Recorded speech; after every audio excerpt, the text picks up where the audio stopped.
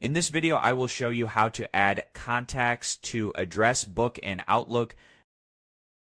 Now this should be a quick and easy process video. All you have to do is follow this instruction step by step. So without further ado, let's go ahead and jump straight into it.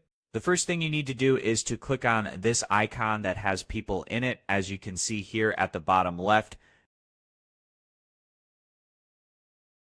After that, all you need to do to add a new contact is to click on the New Contact button right here. Then after you click on it, you can go ahead and add the name and anything you want from image by clicking on this. You can add a picture to the contact. For example, let's say you give it this name. You can also create the address book, or you can go ahead, click on Save and Close.